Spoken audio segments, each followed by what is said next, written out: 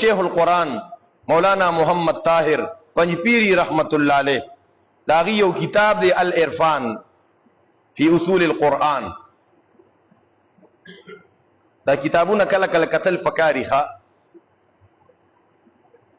دې کې د قرآن اصول دي، د قرآن مخاطبین څوک دي، قرآن چا سره خطاب کوي، په کوم انداز سره کوي. خدا الهغه انسان کتی شي چې د ده پړه کې فرقواریت ني. ځکه نن زمانه کې یو غټ بت چې دی که نه دا فرقه او ډله پره ده، تنظیم پرستی او قائد پرستی. که چرته د یو فرقې او د یو ډلې یو غلط کاری کنه بس هغه به منما، د هغې کتابونه به م ګورمه، د هغې مقررین به م اورمه، د دې نه دې خوا اورېدل ځکه ني چې ته تجربه وکړې که نه ده تا چې کومې ډلې سره تعلق د بلې ډلې یو پوسټ شیر که چې ته ده د بلې ډلې د یو عالم حق بیان شیر تا ته پته ولګي. په دې خپل ایمان هم لږ تول کا چې آیا په ډله مې ایمان دی، په یو فرقه او په تنظیم مې ایمان دی، که زه مسلمان یم د هر مسلمان بلکې د غیر مسلمه سمه خبره هغه به ما او تا منو. دا پته دغه وخت کې لګي، بیا داسې پته نه لګي. اصل کې خو مونږ ته ایمان او اسلام او دین راته بس دا فرقه کې هر څه دي ښه، دا تنظیم کې هر څه دي. دا سبق به حاصلو، دا سړی کې رادن نشي رادن نشي بیا ولا چغې وخه که نه. دا نن ما او تا په عام معاشره کې ګورو نه چې هر یو سړی په خپل لیډر څونه ایمان ساتي، بل لیډر والا د سړی زوی نه ښکاري، د بل لیډر سمه خبره هغه هم ولا سمه نه ښکاري. دا زموږ د پارټۍ نه دی جي، چې ستا د پارټۍ بیا مسلمان دی، چې ستا د پارټۍ نی بیا هغه مسلمان نه دی. الله اکبر. نو حضرت شیخ القرآن مولانا محمد طاہر رحمت اللہ علیہ چې د دې دور یو مجددو داغي کتاب دی العرفان، هغه کې د شرک اعتقادي تفصیل کوي چې شرک اعتقادي په څلور قسمه دی.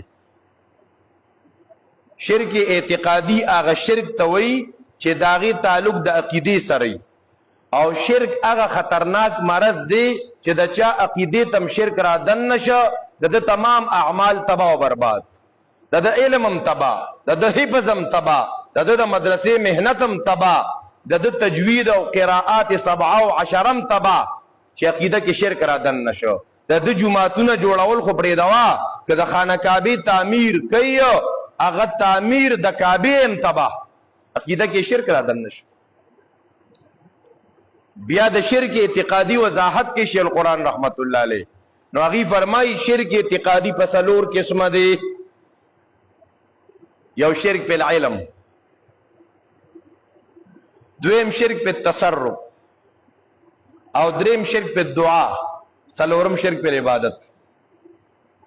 دا چې د ډلو نه بالاتر شي بیا سړی کتاب ګوري، او دا شاه اسماعیل شهید رحمت الله علیه تقویت الایمان کې ذکر کړی دي، او اے مولانا مفتی شفیع رحمت الله علیه معرف القرآن کې ذکر کړی دي. ان الله لا یغفر ان یشرک به، په دې په تفسیر کې. الله اکبر. کله کله مونږ یریږو چې یاره د شرک رد کړو، چې خلکو ته وایي ځان د شرک نه وساتئ، شرک دې ته وایي، نو یریږو. هسې نه څوک را باندې لیبل ولګي چې دا وابي دی او دا پنجپیری دی. مونږ پروا مه کوه، دغه پابندو نه ځان رازاد کا، د الله د دین کلو بیان کوه، ای چا پروا دی کې مه کوه. موږ چا غلامان خو نه یو، موږ یوازې د الله غلامان یو. نو شرک اعتقادي په څلور قسمه دی. نمبر 1 شرک په علم، او دا لومبنی سبق چې موږ زده کړی که نه، زموږ دا مېلمه راغلی ابو هریره صاحب دا دره کې پاتې کېږي، د دې والد صاحب اوس هفته مخکې وفات شوی، دا لومبنی سبق موږ دای نه زده کړو دلته بخشالي کې. چې موږ بیانو د چا ذهن کې کېناسته دا به د ابو هریره صاحب د والد محترم په کاته کې جمع کېږي که چاته یو دینی ټکي ښودل د ټول عمر دپاره ځان ته یو بینک اکاونټ کلاول دي. الله چانه چې کوم ټکي زده کړي او تفسیر قرطبي ذکر کوي هغه ته منسوب نه کړي که نه بیا علم کې برکت نه. وی د علم کې برکت په دې سره راځي چانه چې د کم زدک هغه ته منسوب کوا دا مې د دې استاد نه زده کړي دا مې د دې کتاب نه زده کړي. ډېر مسلمانان مونږ وکړه تفسیر فتح الرحمن ته کسوړه چولی یا تفسیر احسن الکلام ته دی خو کاغذ چولی نومي پکې پټ کړي درس داغي نه کوي او ردم داغي په مفسر باندې کوي. ها ودا پلان کې عالم دا نه مني دا نه مني او چې درس ورکوي نو داغه د تفسیر نه کوي. عجیب برکتی علم دې ښا. الله اکبر. وی عجیب دا وردیدم دری پادشاہی کہ للو و پنجو ہما شد سپاہی. نو شرک پہ العلم دا اذان سره بدا لگو. شرک اعتقادی پسلور قسم دے. نمبر 1 شرک پہ العلم، دویم شرک پہ تصرف، دریم شرک پہ دعا، سلورم شرک پہ عبادت. دا سے اقسام دیر شیری دا غټ اقسام دی. دا سے خو شرک پہ البرکت شتا، شرک پہ تواب دے، شرک پہ سمع دے، شرک پہ طاعت دے، شرک پہ الحاکمیت دے. دا شرک بلا قسمونه دی محترمو. هغه بیا موږ دوره تفسیر کی یو ذکر کو ته قران نه رد کو. شرک په علم دی ته وی کنه چې د یو سړی دا عقیده جوړه شو څنګه چې الله عالم الغیب دی، الله ته د هر څه پته ده، نو دارنګ بل چاتم د غیب او علم حاصل دی. دا سړی شرک په علم کې مبتلا شو. اوس کده د الله د علم صفت د الله سره د علم په صفت کې یو پیر، یو فقیر، یو قبر والا، یو نبی، یو ولی، یو فرشتہ، یو جن دا برابر وګرځاو، دا شرک په علم دی. ا دې دنیا کې څو نشتا دا لګیانی دا خلک پلان کیږي کې سړی راوته کوډه منتري معلومي دا خو د غیب او سودا وا. پلان کیږي کې سړی له قسمتونه معلومي الګا د قسمت د معلومولو خو چاته پته نه لګی را. یہ نن پر موبایلو کې او ایپ سره وتی ته ول خپل نوم ورکا او د پلان نوم ورکا تا ته وي ته خوش قسمت او ته بد قسمت ان پارچونیټ او پارچونیټ او لکیو ان لکیو دا سيزونه راشي لکه دا د غیب او سودا دا په فیسبوک نه معلومیږي، په ایپونو نه معلومیږي. نو دا شرک په علم شو. قرآن کریم کې الله ځان له صفات ثابت ايام یعلم ما فی السماوات والارض. الله پویږي د اسمانونو پسې زونو د زمکه پسې زونو. کلوی اے پیغمبر اعلان وکا قل لا يعلم من في السماوات والارض الغيب الا الله وما يشعرون ايان يبعثون. کلوی عالم الغیب والشهاده. کله پیغمبر ته وی اعلان وکا قل لا اقول لكم عندي خزائن الله ولا اعلم الغيب. اے پیغمبر خلق توایا لا اعلم الغیب، ظالم الغیب نیم ز عالم الغیب نیم. دا شرک په علم. دویم دی شرک په تصرف. په تصرف واګداری او ذمہ داری، کارساز، مشکلات حل کونکی، حاجتونه سر کونکی، بیماری ختمونکی دا یو الله دی. کتا د الله نه علاوه بل مشکل کشا وګڼه، کتا د الله نه علاوه بل حاجت روا وګڼه، کتا د الله نه علاوه بل غوث اعظم وګڼه، کتا د الله نه علاوه بل چاته داتا وې. داتا بل چاته نه وې ښا، داتا دا د رب معنی ده. بل چاته با گنج بخش نوے نو بل چاته با داتا گنج بخشم نوے. کدا اللہ نا علاوہ تا بل داتا اگرزاو، کدا اللہ نا علاوہ دی بل رب اگرزاو، کدا اللہ نا علاوہ دی بل واقدار ذمہ دار اگرزاو. دا شرک پہ تصرف دے. قرآن کریم کی ددی رد شوے وَإِن يَمْسَسْكَ اللَّهُ بِضُرٍّ فلا کاشف له الا هو وان يردك بخير فلا راد لفضله. کور سیتا تعالی لغون ته تکلیف تب در باندې راولي، ټوخي در باندې راولي، سرخوږي در باندې راولي. دا ډېر خسته مضمون دی چې دا مضمون نه بیانېږي کنه. دا خلک د طبي په بیماری کې درګاه ته نور روان شو. دا خلق با پټوخی کې او د ماشوم باندې سره مخه ده او د ماشوم شر دی او د ماشوم پوخلې ده، نوجوانانو ته دا پته نشته، اوس سپینګیرو ته پته ده. د دې دپاره به د غون کې پیکې نه زمونږ د ګدر ته میاکو بابا ته خلکو ماشومان راوسته، د څلورو مرضونو سپیشلیسټو، پوخلې او سره مخه او شرې، دا درې څلور مرضونه د ماشومانو، دا به خلکو د میاکو بابا ته راوسته ماشومان. اوس هم د ځای په ځای نه واړه راځي، معلومیږي دا چې هغه ځای کې د قرآن د درس اعلان نه دی رسېدلی. هغه سړی قرآن لولي نو بیا پته ورته لګي که نه. بعضې خلک وي مړه دا تاسو کومې مسلې کوئ، څه نور دی خوا راوځئ. خپل تقاریرو کې، خپل بیاناتو کې، خپل وعظونو کې دا اهم مسائل دي، په دې مدار د نجات دی.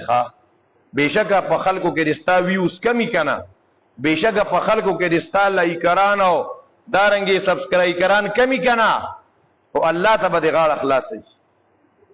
او که نه ته وایې چې نه بھائی بس ویوز سیوا کومه، بس بیانونه تقریرونه داسې کوه که نه، بس د خندا خبرې او خلک خندوه خاندوه، یو ګاډر او بل ګاډر او یو کیسه او بله کیسه او بې سر و فا حکایات، نو بس خلک به خوښ کیره دا خو ډېره ناشنا کیسې وکړو، د لیلا مجنون کیسې وکړو، د باچا او د وزیر کیسې وکړو، د جمجا باچا کیسې وکړه.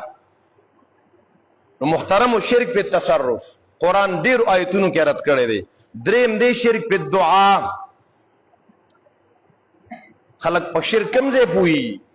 شرک په دعا دیته ویل کېږي چې ګوره خپل مصیبتونو کې، خپل پریشانو کې به چغې وې نو یوازې الله له به چغې وې، بچې به غواړې نو یو د الله نه به غواړې. وګوره زکریا علیه السلام چغه وهلې وه، ای زما ربه بچی مې نشته، رب هب لی من لدنک ذریة طیبه. وګوره ایوب علیه السلام بیمار شوی وه، هلکه بیماري یې څه وه؟ قرآن او سنت کې د بیمارۍ تذکره نشته. البته یهودی روایاتو کې شته چې بدن کې چینجي شوي وو. العیاذ بالله، العیاذ بالله. د انبیاء په بدن کې چینجي نه کېږي، چې ژوندي نو هم او چې وفات شي نو هم. دا غلطې خبرې وي. نو ګوره ایوب علیه السلام بیمارۍ کې څه کړي وه؟ اذ نادا ربه انی مسنی الضر، اے زما ربا مالا تکلیف را رسیدلې دی، ما باندې رحم وکې. وګوره بیمارۍ کې ایوب علیه السلام الله له چغه واله. وګوره آدم علیہ السلام پریشان دی، حوا بی بی پریشان ده، چغه کنو ربنا ظلمنا انفسنا، رب ته چغه کا. نو وګوره یونس علیہ السلام دا سه خطرناک جیل ته تللی کنه چې د تلو راتلو لارې ورته نه دي معلومي. مئی تیر کړی دی، مئی. او په میانو کې داسې غټ غټ میان شته چې د یو انسان په درې عمره انسانان هغه هم تیرولی شي. دا خو الله اکبر مضمون روان دی کنه، الله ډېر لوی دی. الله اکبر. نو وګوره هغه یونس علیہ السلام فنادا فی الظلمات، په تیارو کې چغه کا چې لا اله الا انت سبحانک انی کنت من الظالمین. نو کته په خپل مصیبت کې د الله نه علاوه بل څوک را مدد کې، اے پیر پنه کې راورسي، اے بابا پنه کې راورسي، اے قلندر راورسي، اے د یو لسمې ځوان راورسي، اے کاکا صاحب راورسي. دا شته په کتابونو کې. اذا تحیرتم فی الامور فاستعینوا من القبور سره بسکه چې کله تاسو پریشان شئ نو مړي را مدد کوي. ته به دې د څه پرڅوک جوړی او د دې به ته څه دفاع کې به غلطي لیکلي که نه سړیه چې مړي امداد کولی شي. دا باقاعدګۍ سره کتابونو کې شته او ځان ته ډېر ښه نسبتونه به هم کوي. او دا څه کې وایي ینصرون اولیاءهم، دغه مړي ینصرون اولیاءهم د خپلو دوستانو سره امداد کولی شي، ویدمرون اعداءهم دشمن ته ټکر هم ورکولی شي پس د مرګ نه. الله وایي مصیبت کې به پکار یوازې الله له کوئ، که بل ساته را مدد چې چغې والي، دا شرک په دعا دی. او څلورم شرک په عبادت دی. عبادت بندگی، انتہائی تواضع، انتہائی عاجزی، د الله انتہائی عظمت. کدا بل څوک د بل چا تعظیم او بل چا ته عظمت تواضع کې عقیده دی دای چې زما په هر حال باندې پوه دی، ما ته نه په نقصان راکول شي، دا عبادت دی. دا به د الله نه علاوه د بل چا نه کې. رکوع به بل چاته نه کې، سجده به بل چاته نه کې، نظر و نیاز با دا اللہ نے علاوہ دا بل چا پا نم نور کے شرک پہ عبادت. اس مؤذن سے آزان کی خبر دا اللہ دا کبریائے روانہ وا. دا مؤذن سے شیخ القرآن رحمت اللہ علیہ وی مؤذن چی آزان کی دا غریب خبر نہ دے.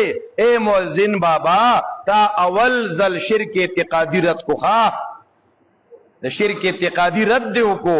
اللہ اکبر اللہ لوی دے پا ادبار دا علم سرام، دا اللہ دا علم غنتا علم دا بلچا نشتا. نو اللہ لوی دے پا ادبار دا تصرف سرا، نو اللہ لوی دے پا ادبار دا بلن سرا، نو اللہ لوی دے پا اتبار دا عبادت سرا. مؤذن سیبا سلور کرتا اللہ اکبر اویلا دا آزان دوران کے شرک اعتقادی تردید ہوگا، عقیدہ دے سمشوا اس بموس قبلیگی. نو ورپسې شهادتین او بیا د حی علی الصلاح حی علی الفلاح دعوت دے پا آزان کی. پا دی وجہ حدیث پاک کے راضی